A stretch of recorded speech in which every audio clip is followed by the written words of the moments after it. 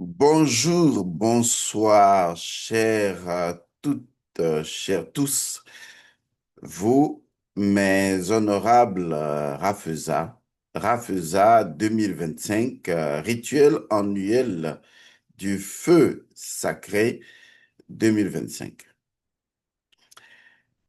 Vous constatez dans tout ce que nous présentons, dans les échanges que nous avons, dans les connaissances, vous constatez au fond de vous qu'il y a quelque chose qui ne va pas.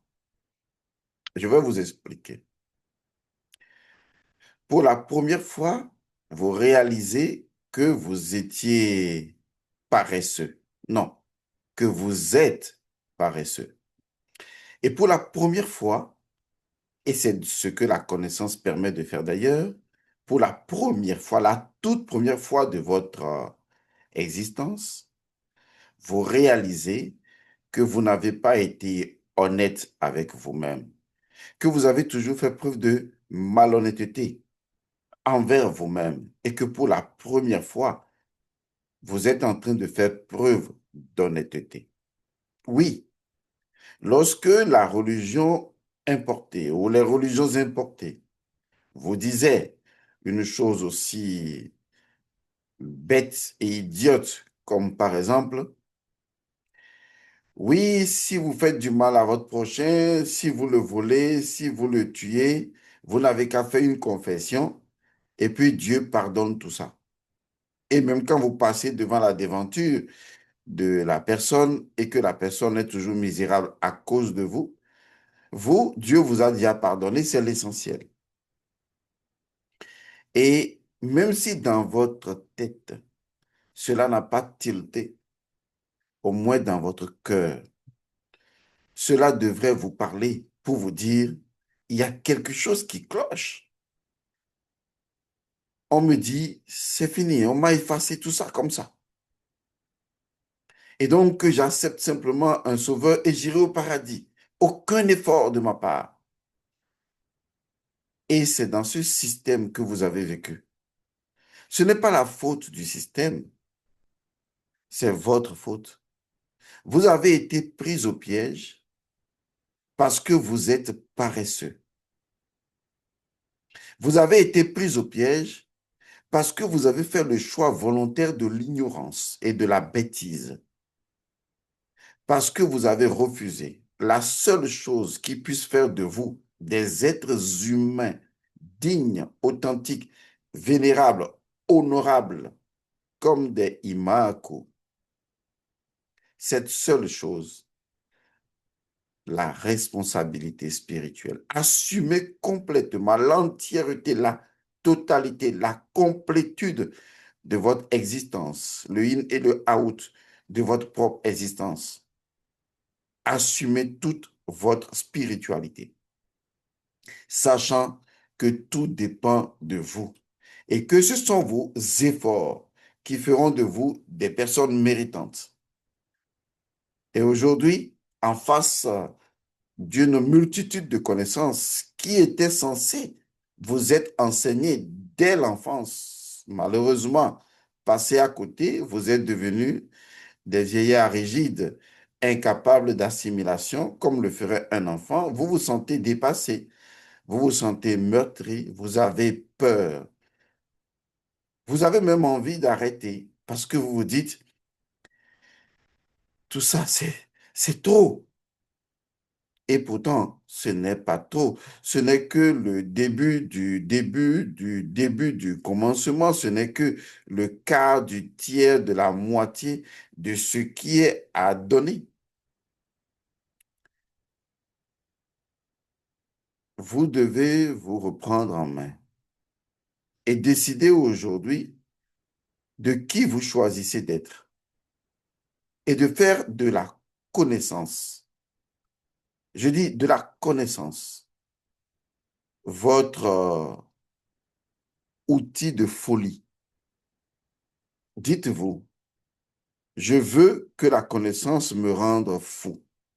Je veux que la connaissance me rende folle. Parce que la connaissance, je dois Je me dois, c'est mon devoir, impérieux devoir. Je me dois de la saisir et de la comprendre. Cette introduction pour entrer dans une thématique d'importance à laquelle je sollicite et dans laquelle je sollicite toute votre attention. Soyez prêts parce que ce que vous allez vivre dans ce que j'appelle le code d'Isis dévoilé, c'est quelque chose qui va vous faire palpiter le cœur, qui va vous faire réaliser pour la première fois que le divin a toujours été très proche de vous, plus proche que chaque battement de votre cœur, et que toute la force de la nature a toujours été vôtre, et que de la responsabilité spirituelle, vous pouvez acquérir la force, et que Isis vous a toujours appartenu. Mon rôle à moi, c'est de faire de vous des enfants du Dieu Atum, l'éveillé, l'illuminé, de faire de vous Atum Ré. Si vous êtes prêts, parce que j'ai toujours été prêt depuis le ventre de ma mère et bien avant. Mais si vous, maintenant, vous êtes prêts, alors, à nous aller. Alors, commençons par le commencement. De quelle thématique il s'agit? Il est écrit ici, dans le communiqué toujours, vous l'avez avec vous. Le rituel du nom secret de la déesse Isis. Toute la magie de la nature est ici dans la graine. Et comment, excusez-moi, j'ai écrit dans les trucs, comment ritualiser la charité dont la bonne expression est faire la marre. OK, prenons la première partie. Le rituel du nom secret de la déesse Isis. Lorsqu'on parle du nom, le nom, d'abord, c'est l'essence de la chose. Mais au-delà de l'essence de la chose, et ne vous en faites pas, je vais m'employer à vous expliquer les choses comme je l'expliquerai à un enfant de 6 ans pour qu'il comprenne, ne vous en faites pas. Le nom n'est pas seulement l'essence de quelque chose. Le nom, c'est l'énergie, la première vibration par laquelle la chose s'est construite et à partir de laquelle on peut utiliser la chose. Ce qui veut dire que, et là je ne parle pas de vos noms qu'on vous donne, non, je parle du nom secret, du nom de la chose qui est lié à son principe premier, parce que chaque principe premier a un nom. Et donc, le nom est cette énergie. Et cette énergie qu'on appelle le nom est issue de l'identité fonctionnelle même de la chose que l'on nomme, à partir de laquelle la chose va créer des éléments inhérents à la chose elle-même. Et donc, on dira de façon basico-basique que la plante est née de son nom. Quand vous voyez un arbre, par exemple, je ne parle pas du nom que vous lui donnez en disant arbre ou du nom que vous lui donnez en disant figuier ou papayer. Non, ce n'est pas de ça que je parle. Je parle du nom premier qui est issu du principe premier. Le nom qui a permis de construire ce que vous appelez arbre, de ce que vous appelez figuier, papayer, manguier.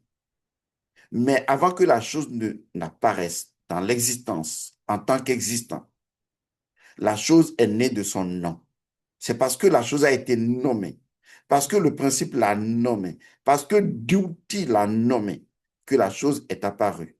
La chose est apparue, la chose existe par son nom. Le nom est l'énergie fonctionnelle émise de l'identité, du principe premier. Comme si le principe premier, en s'exprimant, s'exprime sous forme d'un nom. Et c'est ce nom qui crée la réalité. Il est important de comprendre ce que je dis. Parce que lorsque je dis ici que le nom de la déesse Isis, et la déesse Isis a beaucoup de noms, je vais oser même dire que la déesse Isis a une infinité de noms. Et chaque nom de la déesse Isis fait partie du code de Isis.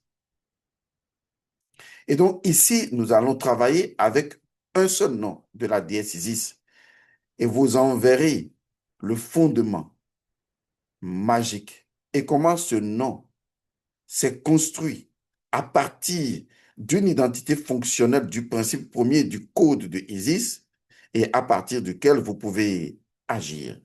Non pas simplement en nommant la chose, car les gens pensent qu'il faut nommer la chose pour que la chose arrive. Non. Non pas seulement en nommant la chose, d'abord en réalisant l'énergie spirituelle du nom.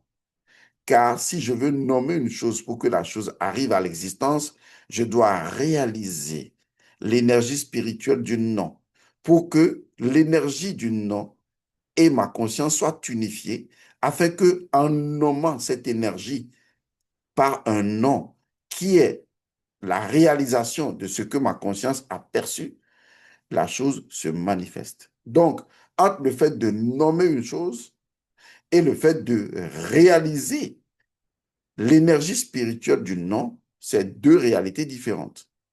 Donc, je réalise d'abord l'énergie spirituelle du nom et ensuite je nomme la chose. Parce que c'est ma conscience qui fait l'exercice de la création.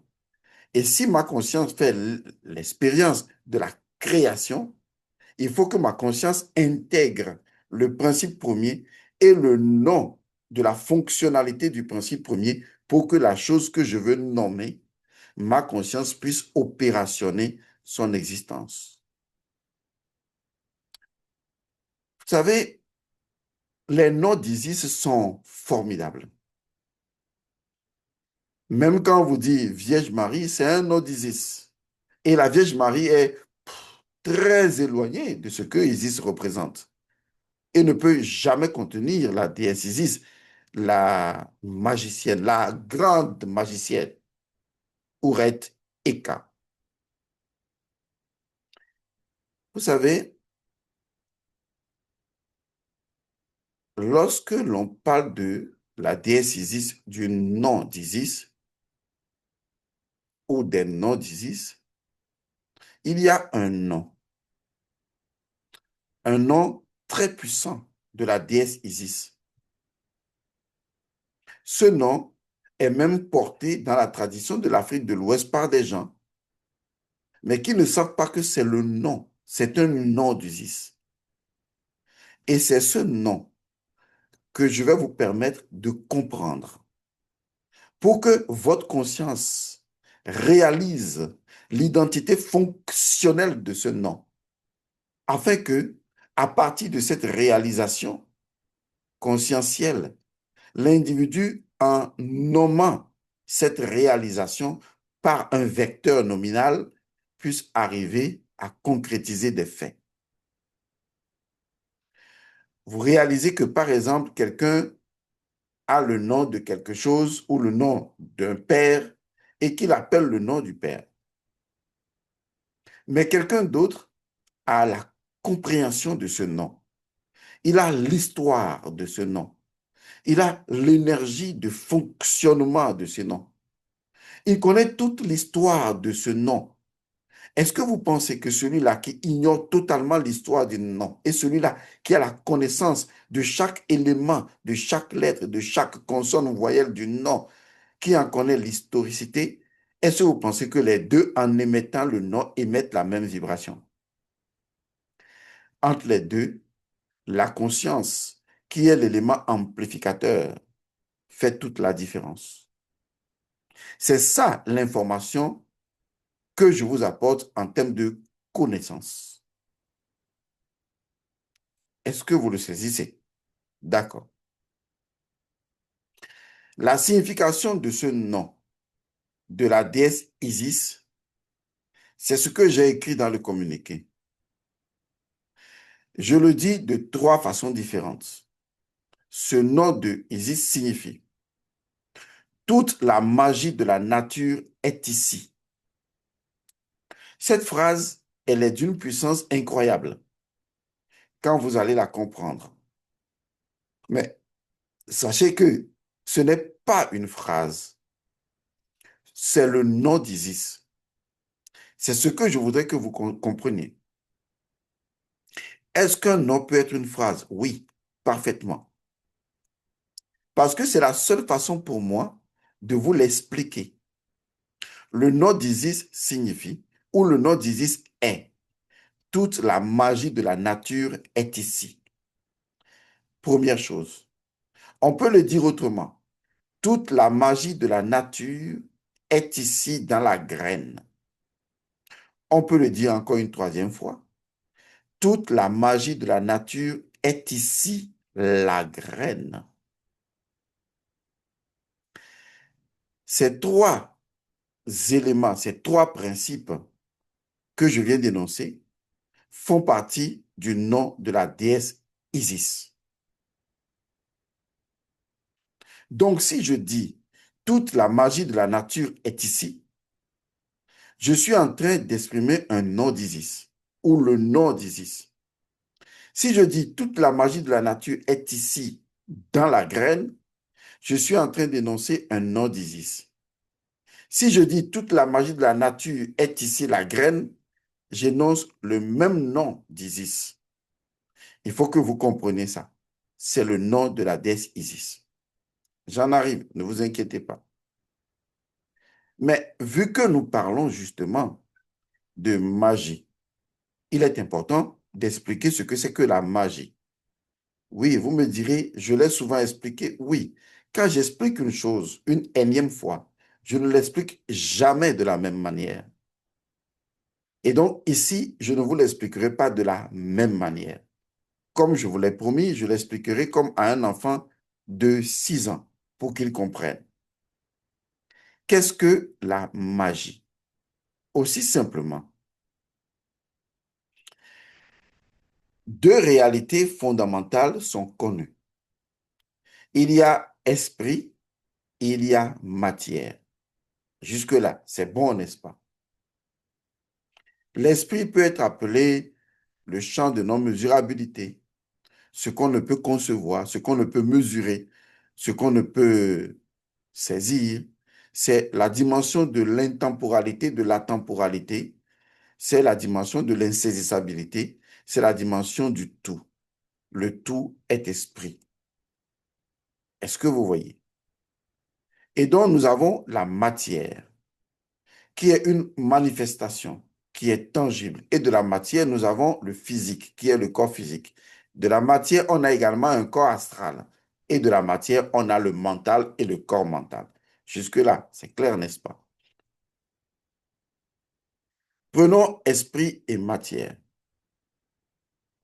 L'esprit agit sur la matière. Jusque-là, c'est clair. Mais ce que vous ne savez pas, c'est que l'esprit n'agit pas directement sur la matière. Pour que l'esprit puisse agir sur la matière, l'esprit va utiliser un élément intermédiaire. On l'appelle énergie intermédiaire. Cette énergie intermédiaire est une énergie de combinaison. C'est une énergie combinatoire, car la loi veut que si une chose veut agir sur une autre chose, il faut que les deux aient quelque chose en commun. C'est ce qui fait l'interaction. Donc, si vous et moi, nous pouvons interagir, c'est parce que nous avons des éléments en commun d'interaction. C'est ce qui fait l'interaction. Donc, quand je parle, vous m'entendez. Quand vous parlez, je vous entends.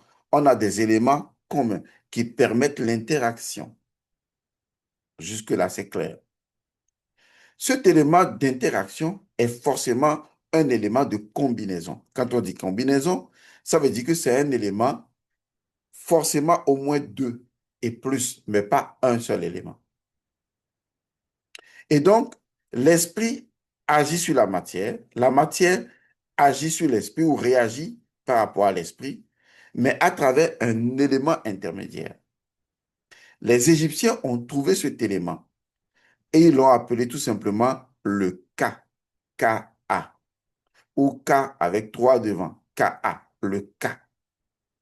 Mais comme cet élément intermédiaire, comme je l'ai dit, est forcément un élément double au moins, puisque c'est un élément qui va prendre une partie de la matière, une partie de l'esprit, pour que au moins il y ait une combinaison qui facilite l'interaction. Car si les deux n'ont pas un intermédiaire qui soit en partie de ce côté, en partie de ce côté, ou bien qui soit neutre, alors il ne peut pas y avoir de communication. Et donc cet élément intermédiaire est avant tout fondamentalement une combinaison d'une partie de l'esprit et d'une partie de la matière mélangée. On l'appelle le cas. Vous voyez, c'est très simple. Donc, passons d'un principe simple. C'est un principe universel. Répétez ça dans votre crâne, dans votre cœur et même dans vos reins, si vous voulez. Le principe est le suivant.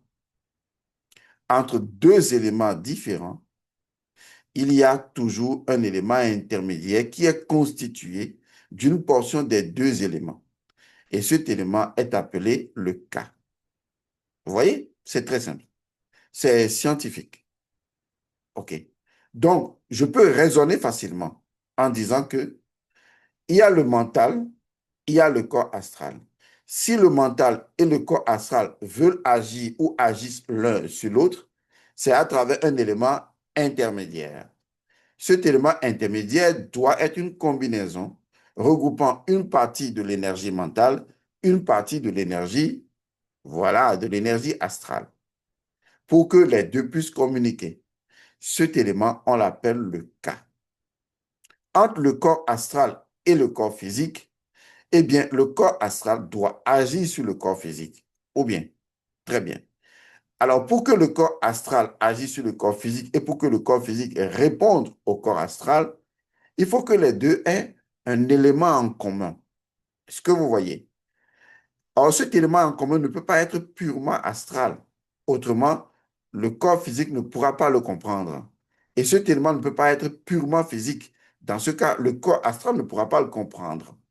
Cet élément qui est un messager, eh bien, il est des deux bords, il comprend ici, il comprend et il fait le message. Et donc, cet élément messager combine forcément une partie du physique et une partie de l'énergie, puisque toute énergie du corps astral, et va en faire une énergie intermédiaire. Cette énergie intermédiaire, vous l'appelez naturellement le corps éthérique, le corps de vitalité. L'Égyptien l'appelle encore le Ka. Vous voyez, c'est très simple. Et donc, par après, eh bien, l'Égyptien dit, ben, si j'arrive à éveiller mon Ka, c'est-à-dire si j'arrive à créer de façon consciente, à interagir dans cette combinaison, je prends le Ka, qui est déjà une combinaison d'une partie de l'esprit et d'une partie de la matière, et j'arrive à les manipuler, à les utiliser, puisque les deux s'utilisent déjà. Et c'est à travers cet élément intermédiaire que tous les éléments de l'esprit passent dans la matière et tous les éléments de la matière se dédensifient dans l'esprit. Donc, si je maîtrise cette énergie intermédiaire et que je l'utilise dans la même combinaison ou dans des combinaisons qui sont qualifiées de combinaisons de l'œil d'Horus, puisque le 1 a donné 2, le 2 va donner 4, le 4 va donner 8. Donc, quand je vais amplifier par une forme d'équation aurienne cette énergie-là, je pratique ce qu'on appelle la yeka. Vous voyez, c'est très simple. Donc, la yeka, c'est tout simplement la capacité qu'une personne à reconnaître la combinaison ou les combinatoires et à les utiliser, à les actualiser, à les amplifier ou à créer d'autres combinatoires ou d'autres combinaisons. C'est ce que l'Égyptien a appelé la yeka en disant que la yeka, c'est le fait simplement d'unifier tous les principes ou au moins deux principes, de mettre deux principes dans une unité sympathique. Ce qu'on appelle sympathique, c'est tout simplement que je prends une chose et je prends une autre chose et je vais les sympathiser. Je vais créer une énergie sympathique. Je vais les unifier dans les deux, ce que les deux ont en commun de sympathique. D'ailleurs, ça se passe en amitié, comme ça se passe en amour. Quand je regarde quelqu'un, la personne m'est sympathique. Est-ce que vous voyez? La personne m'est sympathique. Cela se fait au niveau énergétique. C'est de la magie. Nous avons croché nos deux énergies et ça a créé une combinaison où nous deux, on se reconnaît dans cette combinaison et on vit une amitié extraordinaire qui ressemble à de la magie. En fait, la magie est partout. Dès l'instant où il y a la possibilité de combinaison, c'est de la magie. Donc, revenons à cela. Lorsque je prends ce micro, tous les éléments de ce micro, physiquement, ne sont pas tous les éléments du micro. On est d'accord. Il y a cet élément, il y a cet élément, il y a cet élément, il y a cet élément. Il y a beaucoup d'éléments qui constituent le micro. On est d'accord. Pourtant, l'on est arrivé à unir différents éléments pour en faire une seule unité. Mais pour les unir, il faut les rendre sympathiques, c'est-à-dire il faut voir dans leurs différentes énergies ce qui peut crocher à l'autre, crocher à l'autre et les mettre ensemble. Et donc, ce micro ne tient que parce que ce micro a pu unifier toutes les énergies différentes en une seule énergie qu'on appelle le K, qui fait que ce micro a également une énergie de vitalité. Mais cette énergie de vitalité n'est pas une seule énergie. C'est certes une seule énergie, mais à l'intérieur, c'est une combinaison d'énergie. Comme un organisme, vous voyez, par exemple, mon cœur a son énergie vitale, poumon, son énergie vitale, les reins, leur énergie vitale. Voyez, j'en ai plusieurs énergies vitales en moi, de différentes parties de mon corps. Mais l'ensemble fait partie d'un organisme. C'est-à-dire que l'ensemble a été organisé pour pouvoir créer un corps éthérique unique. Et donc, il peut arriver qu'une partie de mon organisme soit euh, endommagée parce que son énergie vitale ne fonctionne plus bien. Mais l'ensemble mis ensemble constitue le cas. Et donc, le cas déjà n'est pas une énergie unique en soi, même si elle est unique, toute chose est unique en soi, mais à l'intérieur de son unicité, c'est une combinaison d'énergie. Le cas est déjà de la magie. C'est pour cette raison que les Égyptiens ont toujours dit, je bois à ton cas, le cas santé, guérison, richesse, prospérité. Est-ce que vous voyez l'abondance?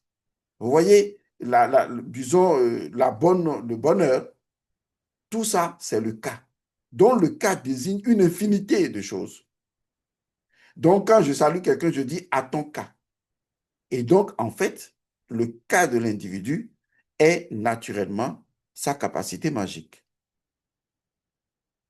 Donc, tout ce qui possède du cas possède de la capacité magique.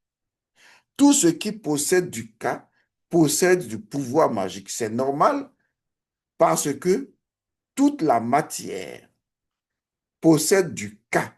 Puisque sans le cas, il ne peut pas y avoir de la relation entre la matière et l'esprit. Donc, la matière est née du cas et est maintenue par le cas. C'est ce qu'on appelle la vitalité universelle de la matière.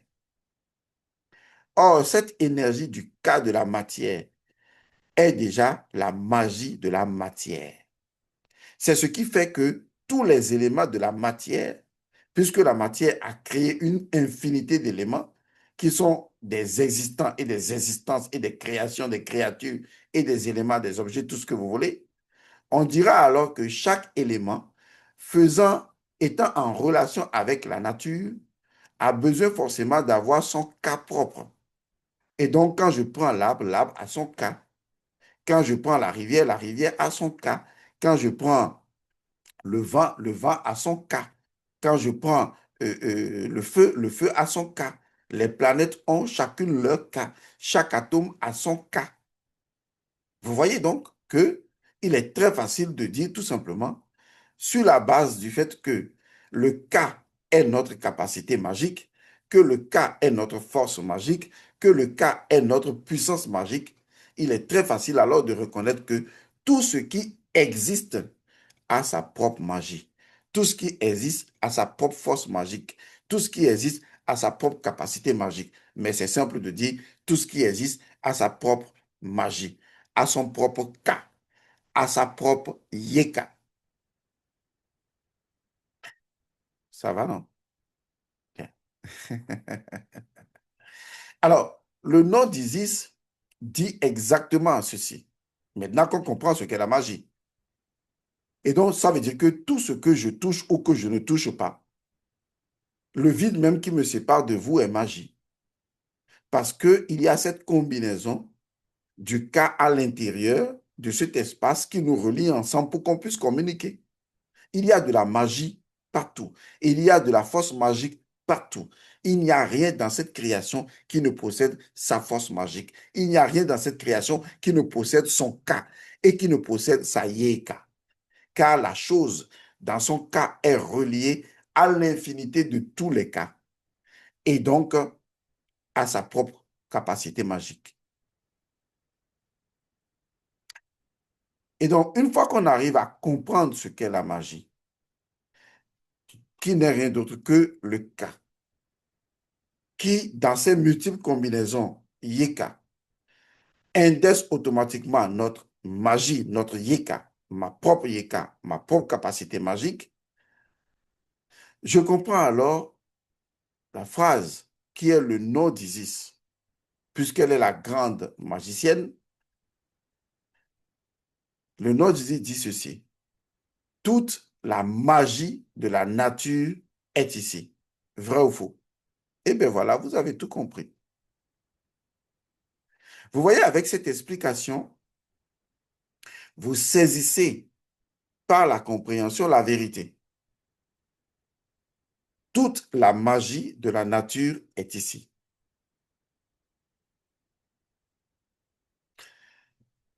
Certaines personnes pourraient dire, mais toute la magie est ici? Bon, je comprends que ma magie est ici et que l'autre a sa magie.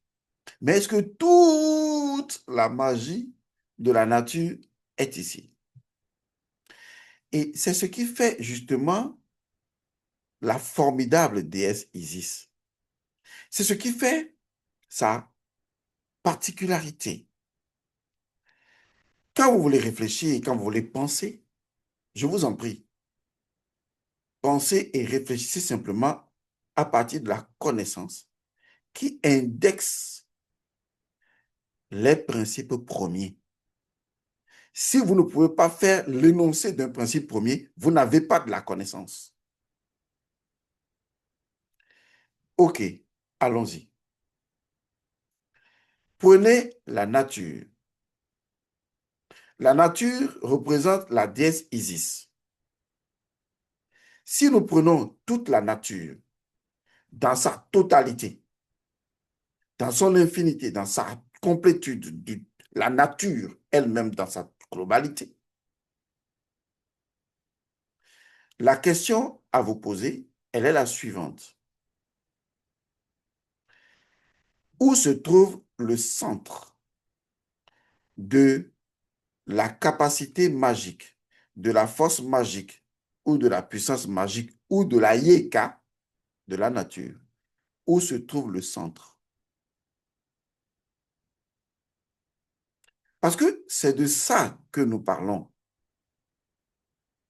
Qui détient le centre détient toute la magie de la chose dont il détient le centre. Où se trouve le centre de la yéka de la nature? Est-ce que vous savez pourquoi dans la tradition spirituelle, on dit que le tout est partout et la circonférence nulle part? Ou le tout est partout et la circonférence est partout? Ou le tout est partout et le centre nulle part? Ou le tout est partout et le centre est partout?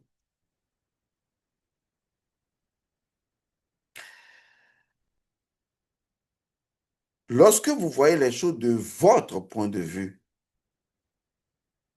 vous rentrez dans un champ de mesurabilité.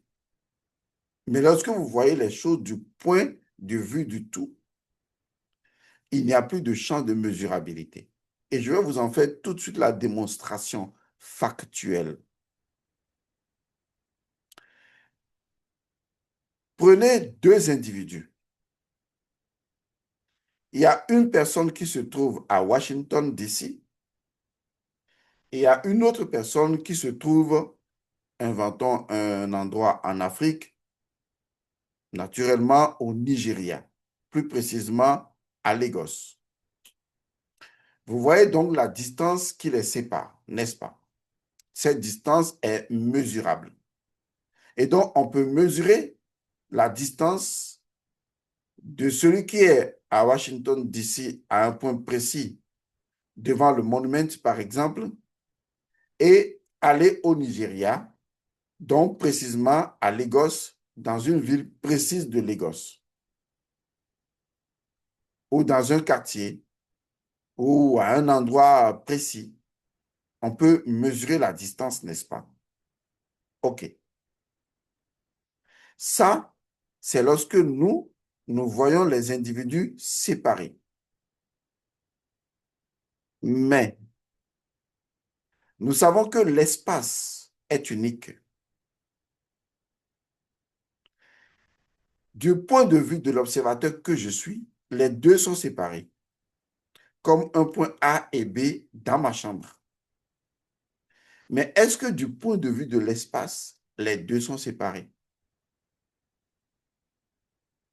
Voilà la question importante. J'ai un poisson dans l'eau, dans la même eau, qui se trouve peut-être à, je dirais, à Anécho, dans la mer. Et j'ai un autre poisson qui se trouve, je dis n'importe quoi, à la frontière du Ghana, toujours dans la mer, au Togo. Du point de vue de moi, eh bien, les deux poissons sont séparés. Mais est-ce que du point de vue de l'océan, les deux poissons sont séparés? C'est là où se trouve l'élément magique. Car du point de vue de l'espace, comme de l'océan, il n'y a aucune séparation, puisque l'espace est une unité. Que l'individu soit à Washington, D.C. ou naturellement à Lagos, les deux sont dans l'unité de l'espace. Et du point de vue de l'espace, les deux sont exactement au même endroit. Mais vu de notre point de vue, les deux sont séparés. Tout est question de positionnement. Alors, ici, il est clair pour nous. Lorsque nous disons toute la magie est ici, sans pour le moment, on va le préciser le ici, mais ici peut être temporel. Mais ici n'est pas simplement temporel pour indiquer un lieu. Ici indique également une chose. Car dans ici, c'est une chose qui est là. On va y revenir. Donc, quand on dit, quand le nom d'Isis dit toute la magie est ici, ben, c'est la vérité. Parce que, de mon point de vue, toute la magie peut ne pas être ici. Il y a la magie là-bas, la magie ici.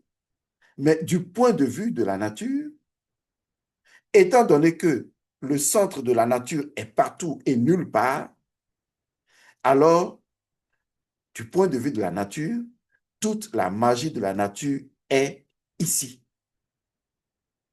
Est-ce que vous voyez?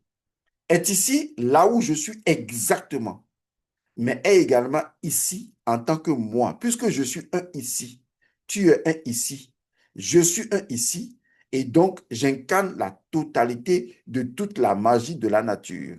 Toute la magie de la nature est ici. Si elle peut être nulle part, si elle peut être partout, alors elle est ici. Toute la magie de la nature est ici. Il n'y a aucune impossibilité pour la nature que toute sa magie soit dans un centre positionné ici ou partout. Parce que soit ici ou partout, c'est ici. Et ça, c'est la compréhension du point de vue de la nature.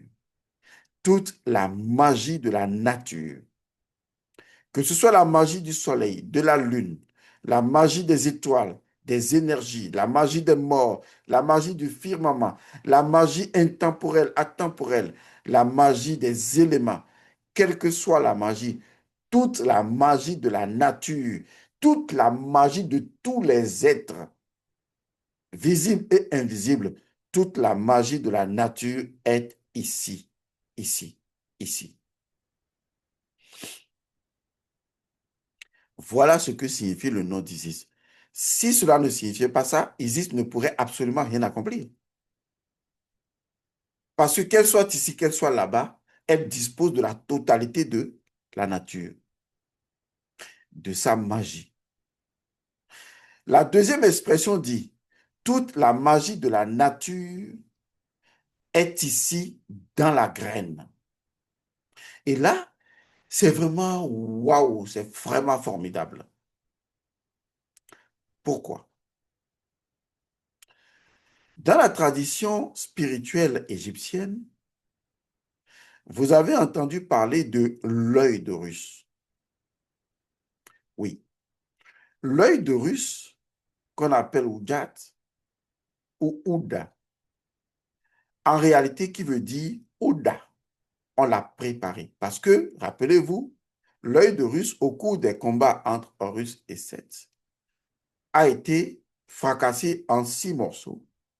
Et il a fallu que la magie de Deuti, oracle, Thoth Hermès, puisse vraiment repréparer l'œil d'Horus pour que l'œil d'Horus devienne ce que nous appelons aujourd'hui l'œil d'Horus. Hor-Ir, œil d'Horus.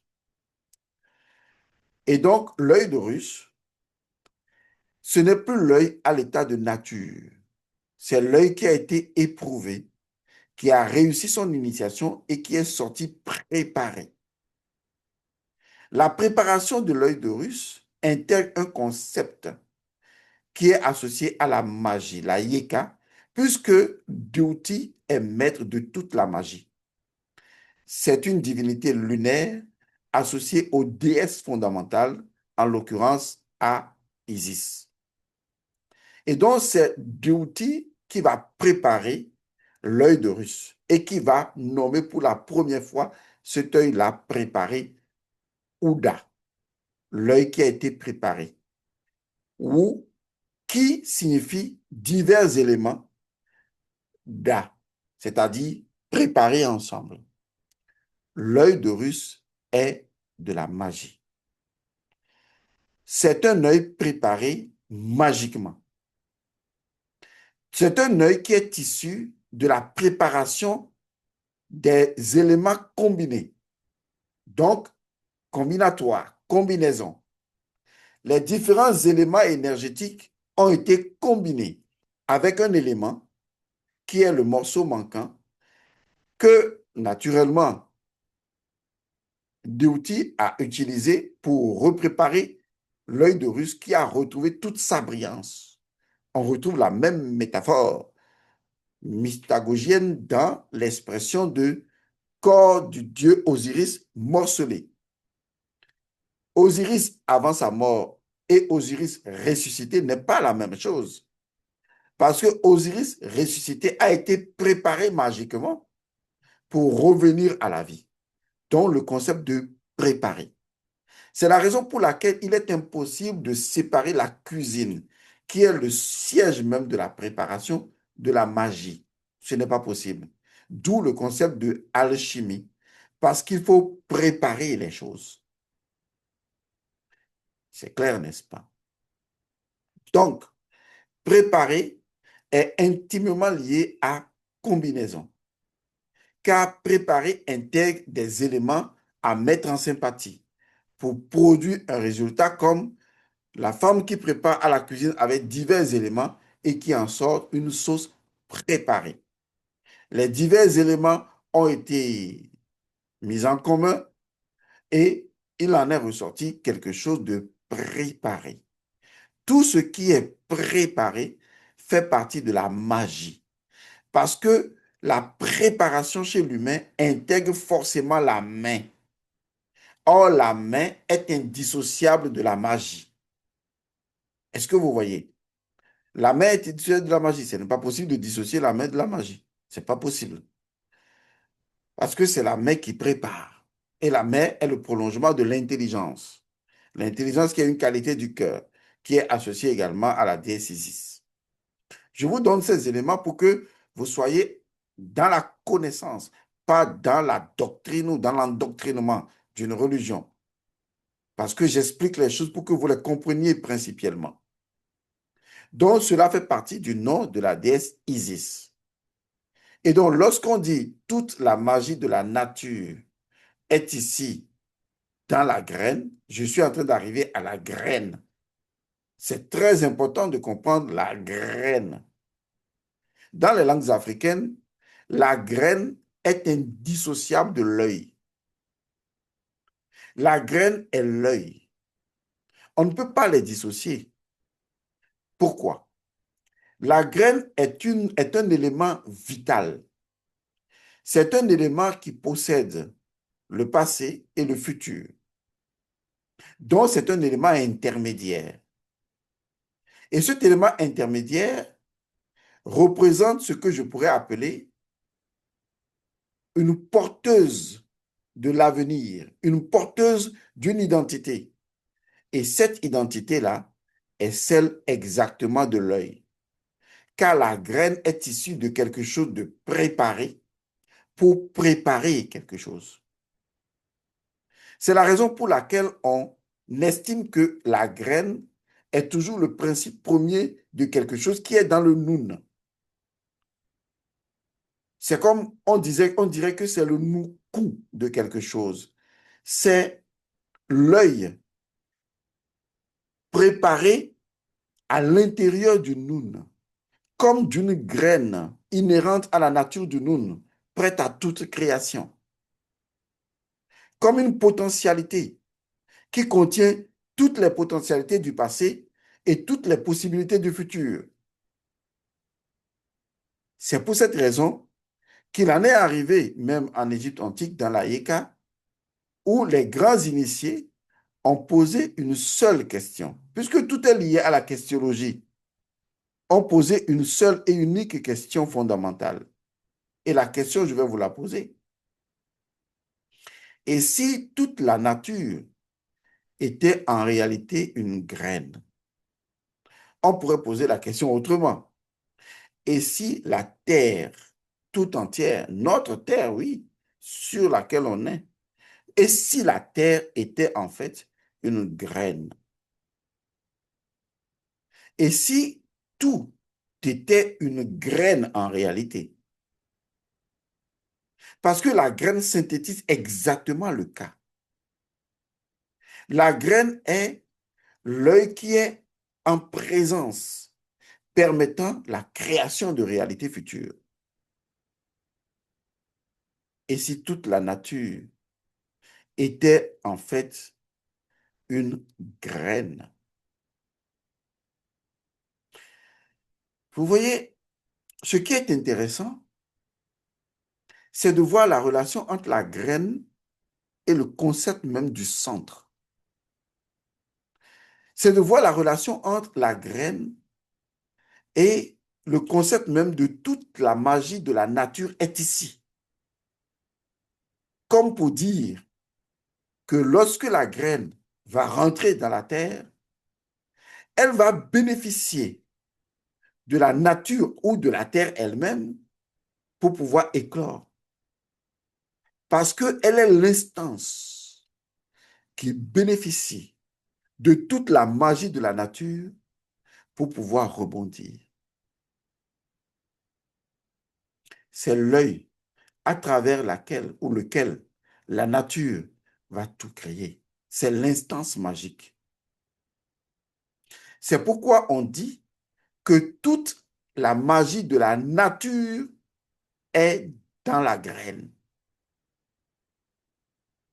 Parce que la graine est le cas, est l'œil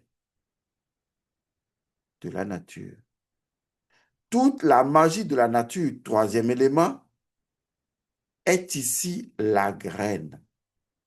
Non seulement toute la magie de la nature est ici, toute la magie de la nature est ici dans la graine, toute la magie de la nature est ici la graine. À partir du moment où l'individu comprend les précédents et ce que je viens de dire, il réalise qu'en fait, tous ces éléments, toutes ces phrases ne sont que l'expression du nom de la déesse Isis. Parce que justement, la déesse Isis est la maîtresse de la graine. Parce que si je ne maîtrise pas la graine, je ne maîtrise pas le principe premier. Le principe premier, c'est la graine. Et la graine est le principe premier. Et c'est là que je comprends qu'à partir de la graine et des graines, je peux faire de la magie. Déjà même que la graine contient en elle-même une infinité de sous-graines parce que la graine est le principe premier de la chose. C'est l'instance d'avant et d'après, l'instance intermédiaire. Le cas peut être la graine à partir de laquelle je peux initier une combinaison. Lorsque le spermatozoïde rencontre l'ovule, eh bien, les deux donnent une graine. La graine va suivre maintenant une division cellulaire correspondant à l'œil d'Horus. 1, 2, 4, 8. Il en est de même de la graine et de tout ce qui se multiplie selon l'œil de l'oracle, faisant ainsi de la graine l'œil d'Horus, qui est l'œil de l'oracle, et faisant de l'œil d'Horus la graine. Car la combinaison ou les éléments combinatoires de multiplication correspondent essentiellement à l'œil d'Horus, qui est préparé, Oda. Est-ce que la graine n'est pas préparée? La graine est préparée. Elle est issue d'une préparation d'un arbre. C'est pour ça elle en a l'information précédente. C'est quelque chose qu'on a préparé. La graine a été préparée. Est-ce que vous voyez? La graine a été préparée. Même les principes premiers sont issus du principe premier. Oda ont été préparés. Et tout ce qui est préparé est magie, a-t-on dit. Donc, sur le plan de la symbolique des choses, non seulement la graine représente la déesse Isis, celle qui maîtrise le principe premier, mais la graine représente également l'instance au sein de laquelle se trouve toute la magie de la nature. Toute la magie de la nature est ici. Toute la magie de la nature est ici dans la graine. Toute la magie de la nature est ici la graine. Alors, jusque-là, les choses se clarifient pour nous.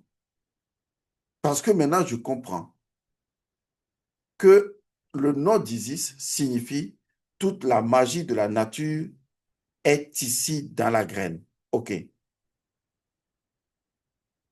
excusez-moi. Oui. Oui, là, je suis occupé, là, je vous rappelle. Toute la magie de la nature est ici dans la graine. Est-ce que vous voyez? Cela veut dire que quand vous prenez la graine, c'est d'ailleurs pourquoi dans les kits qu'on vous a donnés, on vous a donné des graines. C'est pour faire justement de la magie. On fera ça en deuxième étape. C'est-à-dire que quand vous prenez la graine, même ceux qui sont en Europe, hein, prenez toute graine. Ce n'est pas les graines que je donne aux gens, non. Prenez n'importe quelle graine. Quand vous prenez une graine, elle répond de ce principe. Est-ce que vous voyez? Elle répond de ce principe.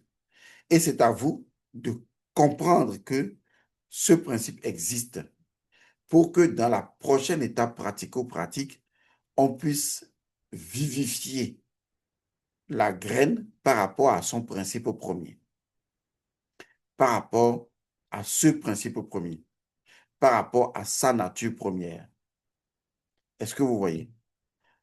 Bien.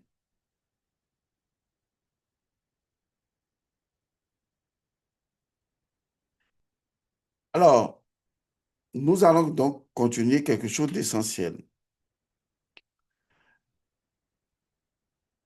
Nous en arrivons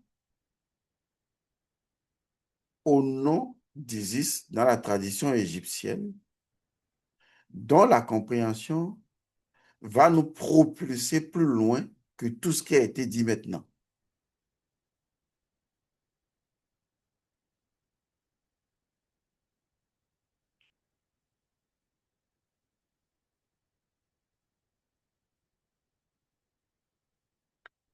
Parmi les noms d'Isis se trouve un nom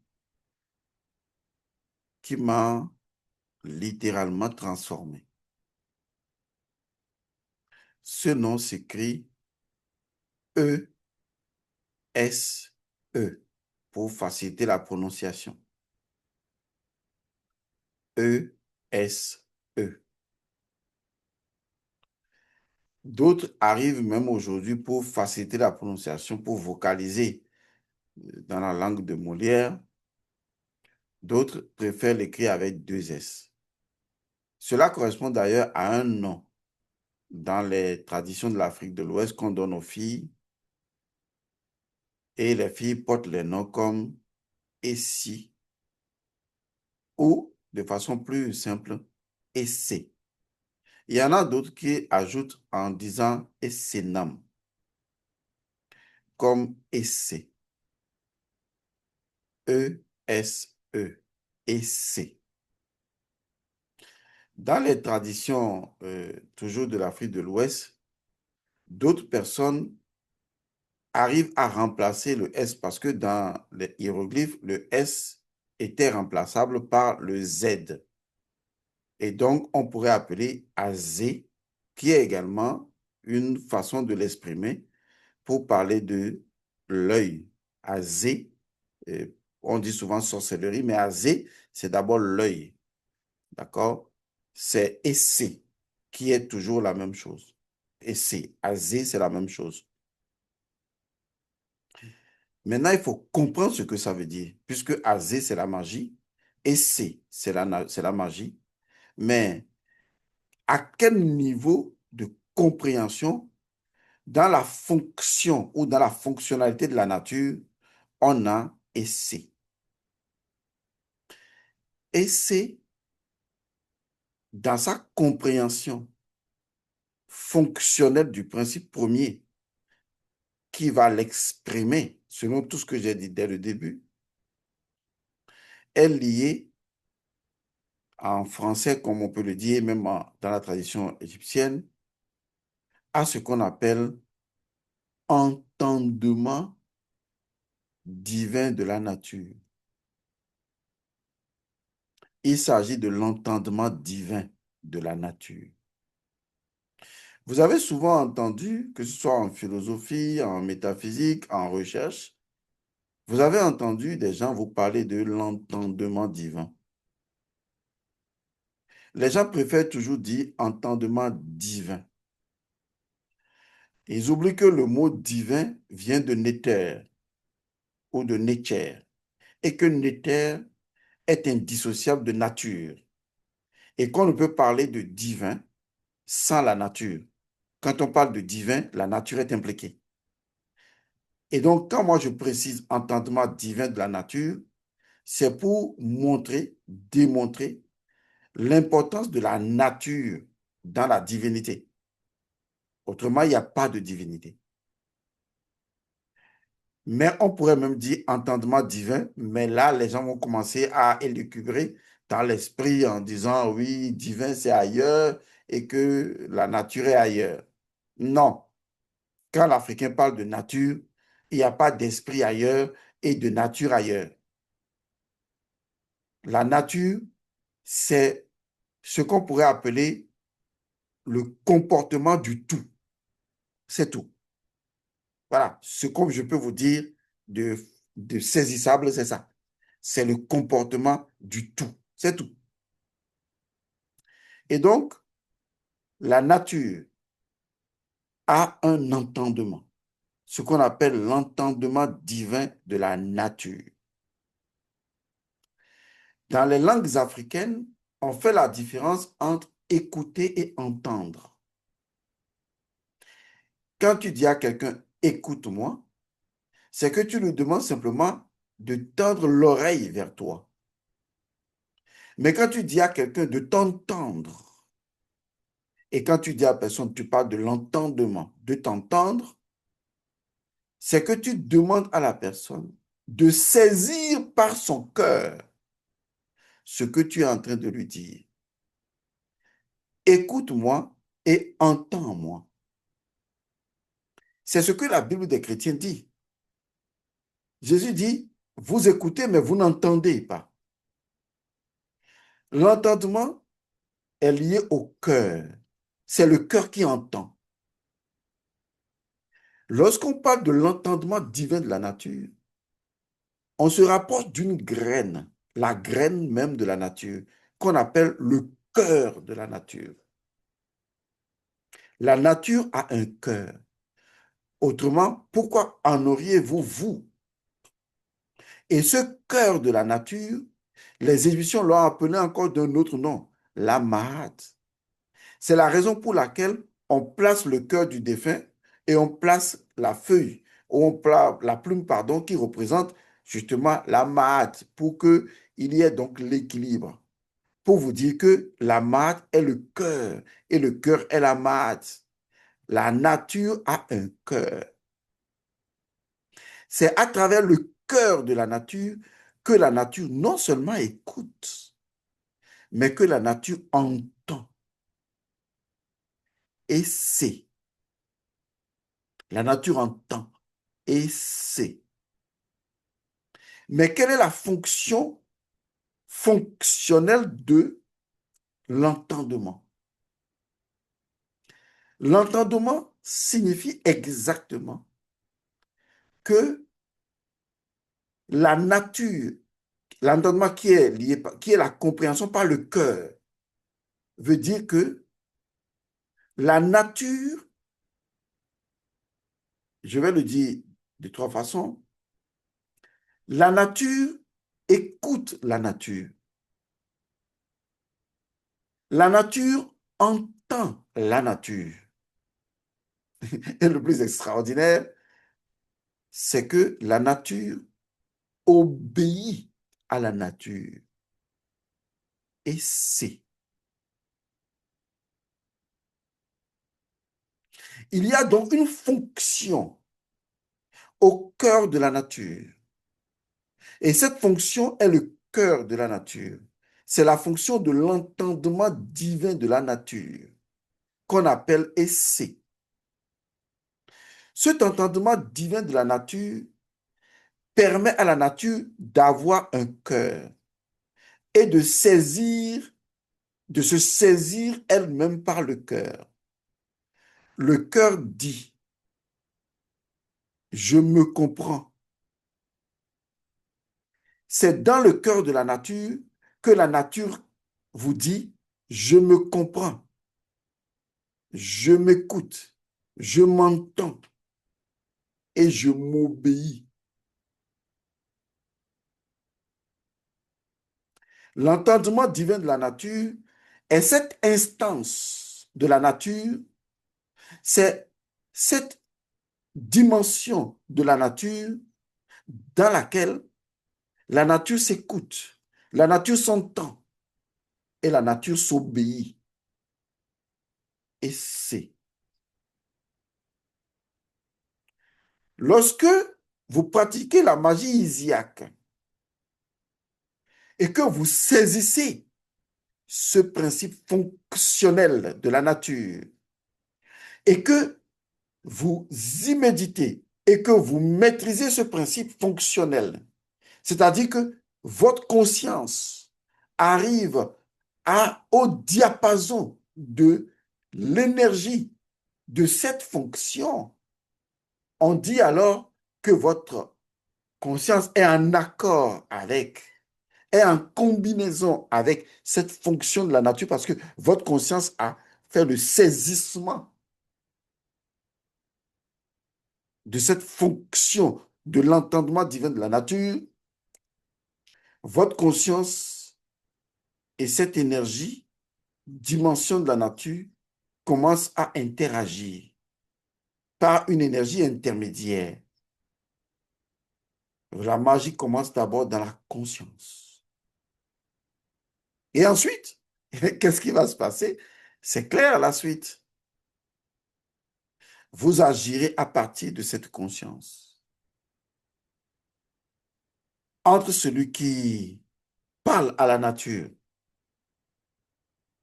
et celui qui sait que la nature écoute, qui connaît que la nature entend et qui agit que la nature obéit à la nature, la différence est énormissime. Donc, Isis, Essé, Essénam ou Essé, c'est l'entendement divin de la nature. C'est cette dimension de la nature où la nature obéit à la nature, où la nature s'obéit. Là où je suis là, je parle, n'est-ce pas? Toute la nature m'écoute. Toute la nature m'entend et toute la nature peut m'obéir. Lorsque vous voulez parler à un élément de la nature, de votre point de vue, cet élément est séparé de la nature, mais c'est faux.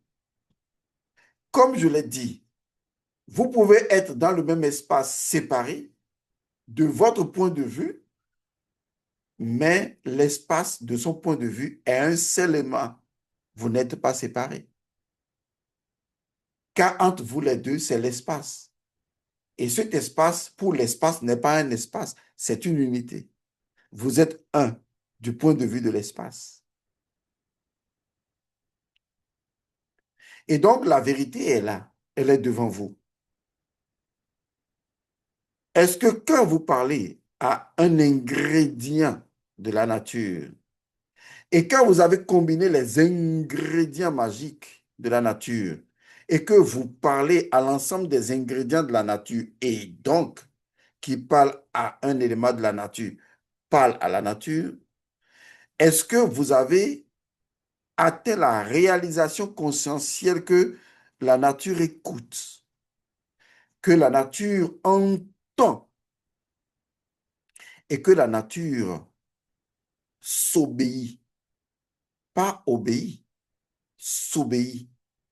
Car vous-même, vous êtes un élément de la nature et vous êtes la nature et la nature ne peut qu'obéir à la nature.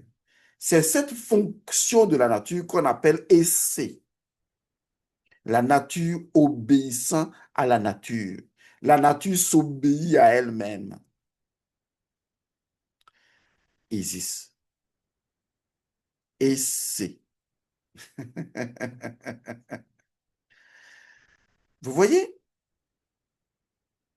vous avez toutes les cartes en main. Parce que quand je regarde ma main, toute la magie de la nature est ici. Toute la magie de la nature est ici. Toute la magie de la nature est ici dans la graine. Puisqu'on fera l'exercice avec une graine, toute la magie de la nature est ici, la graine. Waouh!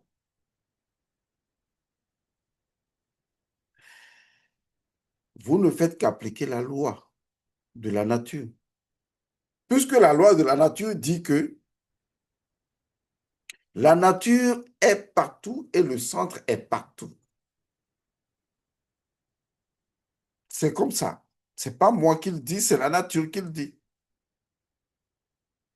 À partir de n'importe quel point de la nature, vous touchez la nature. À partir de n'importe quel point de la nature essaie.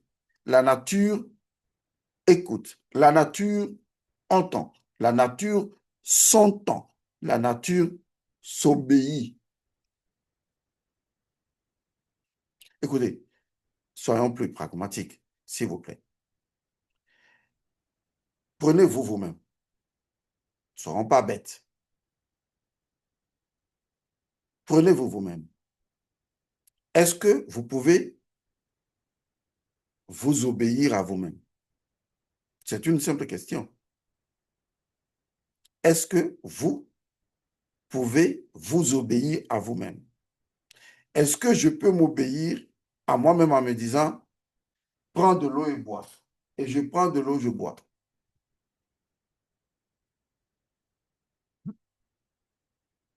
Vous voyez? Je me suis obéi à moi-même. J'ai obéi à moi-même. Respire. J'obéis à moi-même. Assieds-toi bien. Je m'obéis à moi-même. Ça veut dire que je dispose de essai. Je peux m'obéir à moi-même.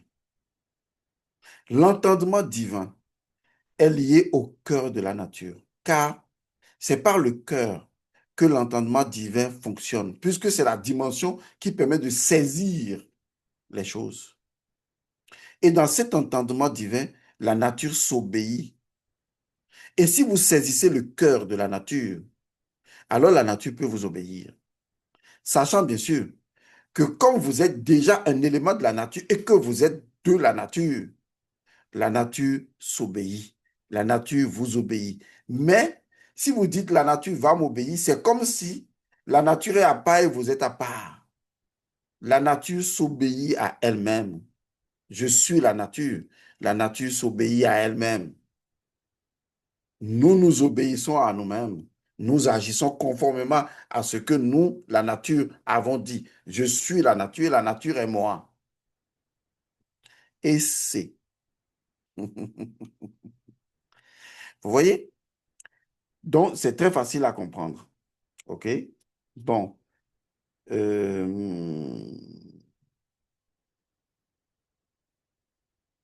je crois que les éléments que j'ai voulu partager avec vous sont des éléments essentiels. Donc, on est dans le chapitre, le rituel du nom secret de la déesse Isis, qui est dans toute la magie de la nature, est ici dans la graine, et je viens de vous l'expliquer. Donc, nous aurons trois grandes parties, si possible. Dans la prochaine vidéo, je vais vous montrer de façon pratique comment on peut utiliser, on peut exploiter la graine pour arriver à l'entendement divin, à exécuter cela, tel que je vous l'ai expliqué.